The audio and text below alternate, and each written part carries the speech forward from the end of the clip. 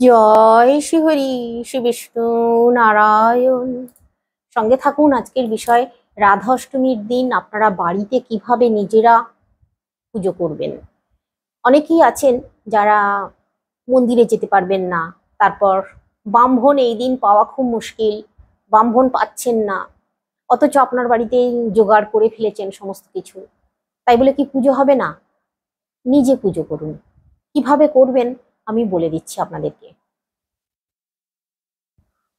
তাই এই দিনটায় কিন্তু আপনাদেরকে বিশেষ কিছু নিয়ম আছে যেগুলো মেনে চলতে হবে প্রত্যেকেরই।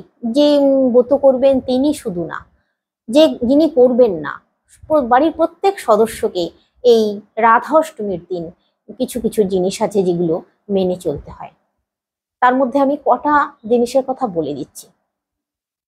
রাধা অষ্টমী শুক্লপক্ষে, তাই এই শুক্লপক্ষে যে রাধা অষ্টমীর দিন আপনারা আপনাদের গৃহ থেকে চাল জাতীয় কোনো জিনিস,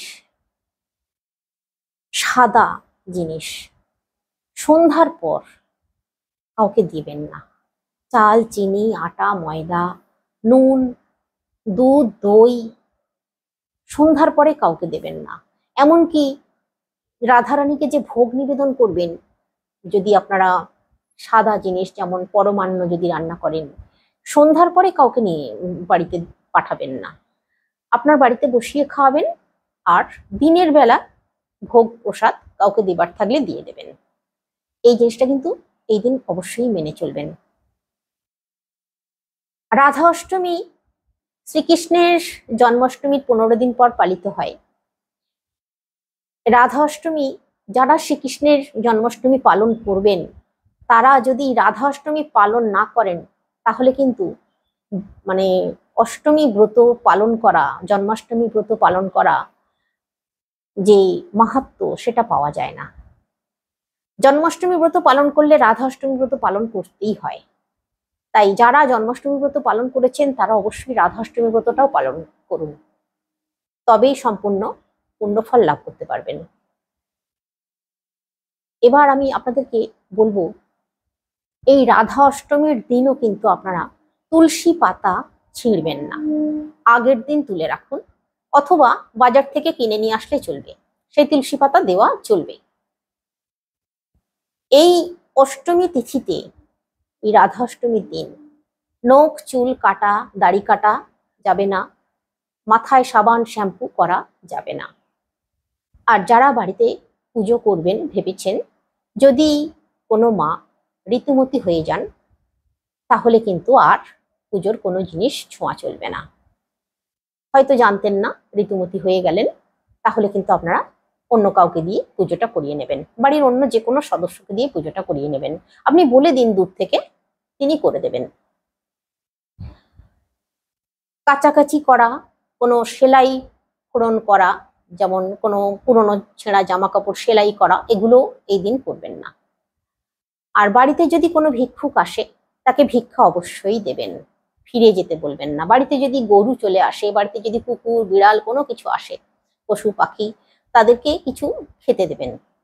এই রাধা অষ্টমীর দিন অত্যন্ত শুভ জানবেন, খুব ভালো গৃহের জন্য, গৃহে মঙ্গল আসবে, সুখ আসবে। রাধা অষ্টমীর দিন তাহলে আপনারা বাড়িতে কিভাবে করবেন পুজো? দেখুন, আপনাদের বাড়িতে যদি রাধা মাধব থাকেন, যদি গোপাল আছেন, শ্রীকৃষ্ণ আছেন, রাধা কৃষ্ণ আছেন, বা লক্ষ্মী নারায়ণ আছেন, তাহলে আপনারা লক্ষ্মী নারায়ণের সামনেও ভোগ নিবেদন করবেন। যেমন ভাবে শ্রীকৃষ্ণের জন্মাষ্টমীর দিন আপনারা ভোগ নিবেদন করেছেন, যাদের বাড়িতে লক্ষ্মী নারায়ণ আছে তারাও তো করেছেন, তো সেইভাবেই রাধা অষ্টমীর দিনও করবেন। আর যাদের বাড়িতে রাধা মাধব আছে, রাধা কৃষ্ণ আছে, তাদের তো বলার অপেক্ষা রাখে না, তারা সেইভাবেই করুন। আপনারা এই রাধা অষ্টমীর দিন তুলসী পাতা মালা তৈরি করে ভগবান শ্রীকৃষ্ণকে পরাতে পারেন।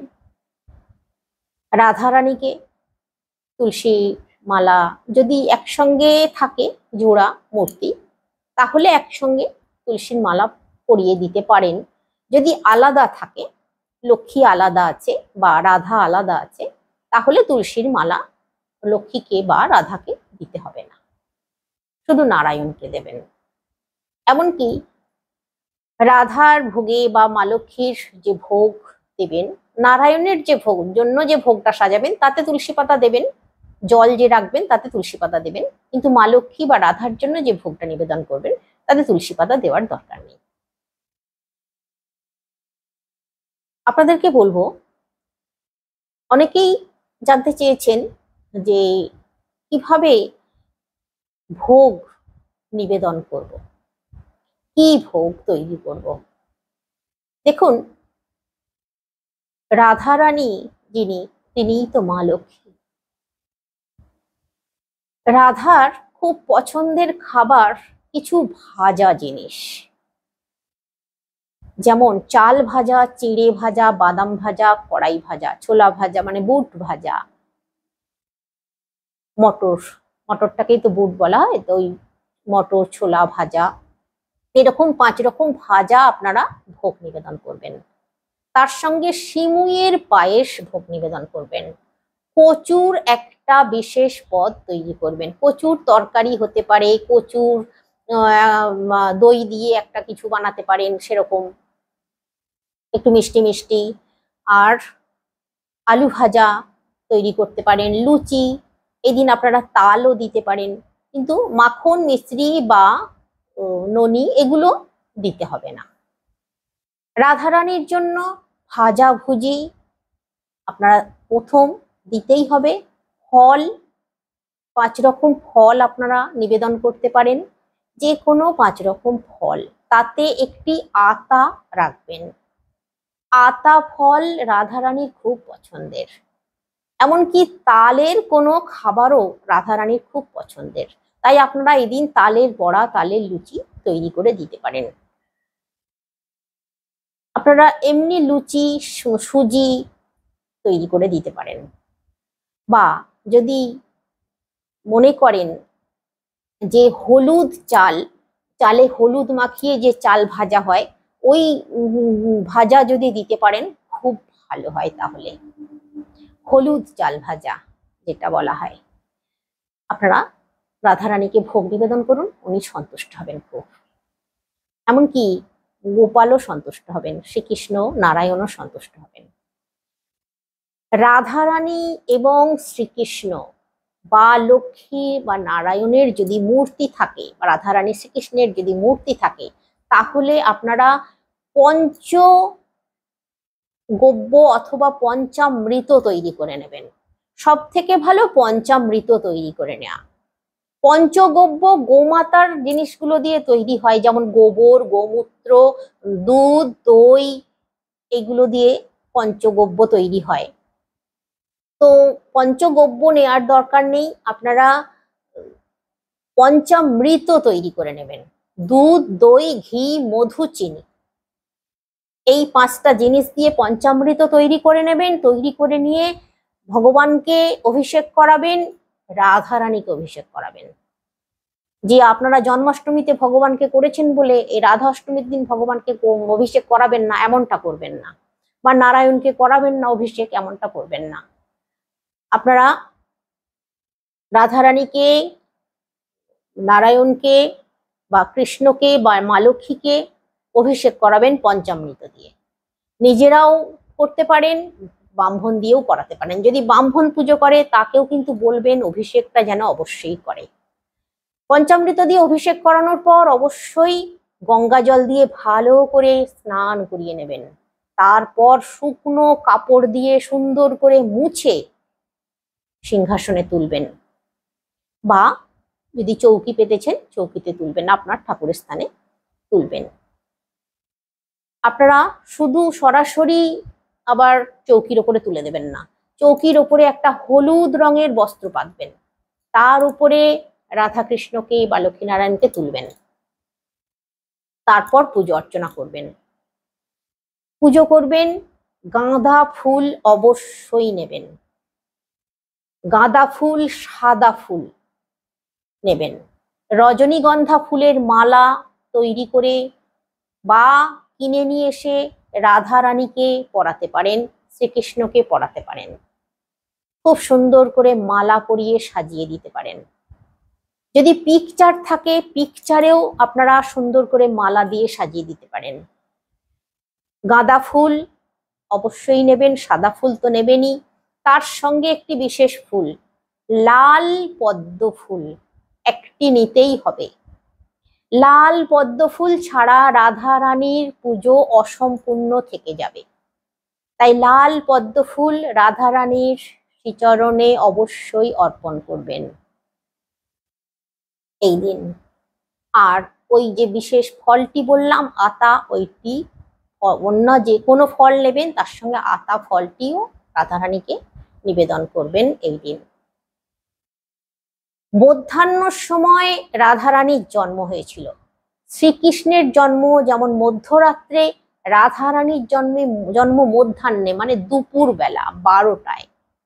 তাই দুপুর বেলা 12টার মধ্যে বা 12টার আশেপাশে পুজো করে নিতে হবে। দুপুরবেলা, দিনের বেলা পুজো করে নিতে হবে। এই পুজো কিন্তু সন্ধ্যায় বা রাত্রিতে করা যাবে না। যা কিছু ভোগ নিবেদন করুন, পুজো করুন, সমস্ত কিছু দুপুরের মধ্যে করে নিতে হবে। আপনারা একটি ঘিয়ের প্রদীপ অথবা সর্ষের তেলের প্রদীপ জ্বালাবেন। পঞ্চপ্রদীপ নেবেন। পঞ্চপ্রদীপ দিয়ে আরতি করবেন ভগবানকে, রাধারানীকে, মা লক্ষ্মীকে বা নারায়ণ লক্ষ্মীকে আরতি করবেন। 5টা ধূপকাঠি জ্বালাবেন। 5টা ধূপকাঠি দিয়ে আরতি করবেন। নিজে যখন করবেন এইভাবে করবেন। আর মন্ত্র হরে কৃষ্ণ মহামন্ত্র বলতে বলতে পুজো করুন। শ্রীচরণে ফুল নিবেদন করুন, ফুল অর্পণ করুন। যখন অভিষেক করবেন তখনও হরে কৃষ্ণ মহামন্ত্র করুন, জপ করুন, করতে করতে অভিষেক করান। হরে কৃষ্ণ কৃষ্ণ কৃষ্ণ হরে হরে, হরে রাম রাম রাম হরে হরে। হে কৃষ্ণ করুণা সিন্ধু দীনবন্ধু জগৎপতে গোপেশ গোপিকা কান্ত রাধা কান্ত নমস্তুতে। আপনারা অভিষেক করান।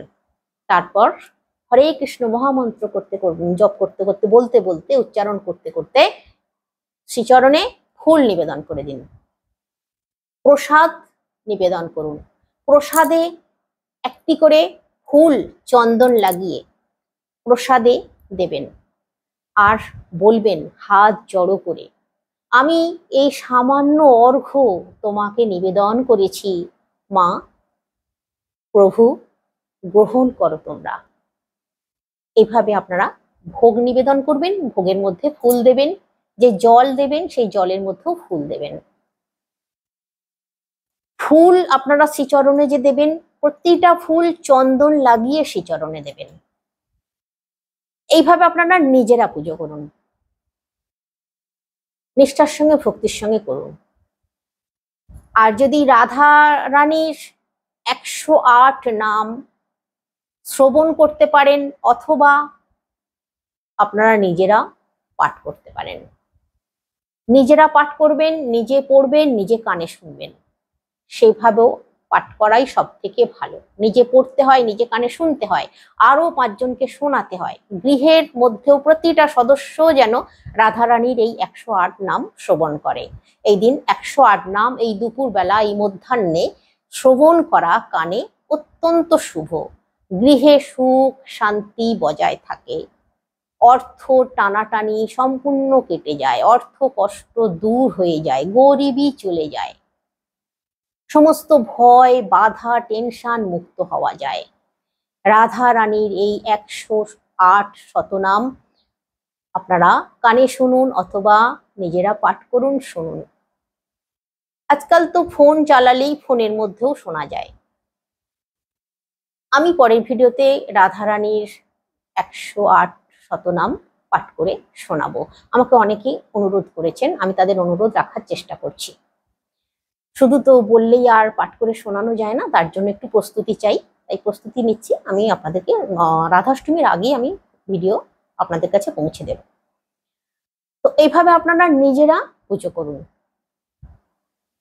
কি খাবেন এবার সেটাই বড় কথা। দেখুন, এই দিন, এই রাধা অষ্টমীর দিন জন্মাষ্টমীর মতো যারা পালন করবেন, যেমন নির্জলা থাকবেন অনেকে, অনেকে ফল, সাবু, জল এ সমস্ত খেয়ে থাকবেন। যারা নির্জলা থাকবেন, ফল সাবু খেয়ে থাকবেন, তারা পরের দিন পালন করবেন, মানে ব্রত ভঙ্গ করবেন। বেলা 10টার মধ্যে ব্রত ভঙ্গ করতে হবে, 10টার মধ্যে আপনাদেরকে খেতে হবে। আগের দিন যে প্রসাদ, সেই প্রসাদও রেখে দিতে পারেন, সেই প্রসাদ একটু মুখে দিয়ে ব্রত ভঙ্গ করতে পারেন। আর যারা পারবেন না, যাদের পক্ষে সম্ভব নয়, তারা এই দিন যা ঠাকুরকে যে ভোগ নিবেদন করেছেন সেই সমস্ত ভোগ প্রসাদ খাবেন, তার সঙ্গে লুচি, সুজি এই সমস্ত কিছু খেতে পারবেন, বা ভাজা ভুজি আপনারা সবই খেতে পারবেন। শুধু ভাত খাবেন না, আমিষ জাতীয় কোনো জিনিস খাবেন না, ভাত খাবেন না, বা তেতো জাতীয় কোনো জিনিস খাবেন না, শাক জাতীয় কোনো জিনিস খাবেন না। এই জিনিস বাদ দিয়ে আপনারা প্রসাদ যা নিবেদন করেছেন সবকিছু খেতে পারবেন, আটা ময়দা সবকিছু খেতে পারবেন, কোনো অসুবিধে নেই, তাতেও কোনো অসুবিধে নেই। কিন্তু তাদের তাহলে আর পালন করার কোনো দরকার নেই, যে আবার পরের দিন পালন করতে হবে, তাহলে তাদের আর পালন করার দরকার নেই। তারা এই দিনটাই এইভাবে পালন করুন, তাতেও রাধারানীর কৃপা লাভ করবেন। ভক্তির সঙ্গে, নিষ্ঠার সঙ্গে সমস্ত কিছু পুজো অর্চনা করলে অনেক ভালো ফল পাওয়া যায়, অনেক ভালো থাকতে পারা যায়। দেখুন, আমরা হিন্দু ধর্মীয়, আমাদের ভক্তি ভাব মনে যদি না থাকে, আমরা বাঁচি কিভাবে? পুজো অর্চনা এসব নিয়েই তো আমাদের দিন কাটাতে হয়। তাই যতটুকু নিয়ম পালন না করলে নয়, সেগুলো তো একটু নিয়ম পালন করতেই হয়। তো আপনারা এইভাবে পুজো অর্চনা করুন। আর যে ফুলটির কথা বলে দিলাম, ওই ফুলটি কিন্তু মনে রাখবেন, লাল পদ্ম ফুল একটা অবশ্যই রাধারানীকে অর্পণ করবেন। রাধারানীর পদ্মেই জন্ম হয়েছিল। রাধারানী তো মা লক্ষ্মী, তাই ঘরে মা লক্ষ্মীকে অচলা রাখতে চাইলে, ধরে রাখতে চাইলে রাধা অষ্টমী ব্রত অবশ্যই পালন করুন। আর আমি ওই যে আপনাদেরকে সবটাই বলে দিলাম, যদি আপনাদের গৃহে মা লক্ষ্মী আছেন তাহলেও কিন্তু আপনারা ভোগ নিবেদন করুন আর এইভাবে পুজো অর্চনা করুন। শঙ্খধ্বনি অবশ্যই করবেন। এই এই পুজোয় কিন্তু, রাধা অষ্টমীর পুজোয় ঘন্টার ধ্বনি, কাঁসরের ধ্বনি করবেন না, শঙ্খধ্বনি করবেন শুধু, এটাও বলে দিলাম আপনাদেরকে। অন্য কোনো কাঁসর বা ঘন্টার ধ্বনি একদম ভুলেও না, শুধুমাত্র শঙ্খধ্বনি করবেন। আর এই রাধা অষ্টমীর দিনেও আপনারা তুলসী গাছে গঙ্গা জল অর্পণ করবেন। তুলসী গাছের সামনেও একটু ভোগ প্রসাদ রাখতে পারেন, রেখে পুজো করতে পারেন ফুল দিয়ে, ধূপ দ্বীপ জ্বালিয়ে দিতে পারেন, খুব ভালো হয়। তাহলে জন্মাষ্টমীর দিনেও আমি বলে দিয়েছিলাম, জন্মাষ্টমীর দিনেও তুলসী তলায় অবশ্যই পুজো করতে হবে, একটু প্রসাদ নিবেদন করতে হবে, গঙ্গা জল অর্পণ করতে হবে, করে ফুল দিয়ে ধূপ দ্বীপ জ্বালিয়ে একটু আরতি করতে হবে, করে পুজো করতে হবে। সেরকম এই রাধা অষ্টমীর দিনেও আপনারা তুলসী গাছেও কিন্তু পুজো করবেন। তো আপনারা এইভাবে করুন, আশা করছি আপনাদের গৃহে সুখ শান্তি বজায় থাকবে। আজকে আসছি, একবার হলেও বলুন জয় রাধারানীর জয়, জয় রাধারানীর জয়।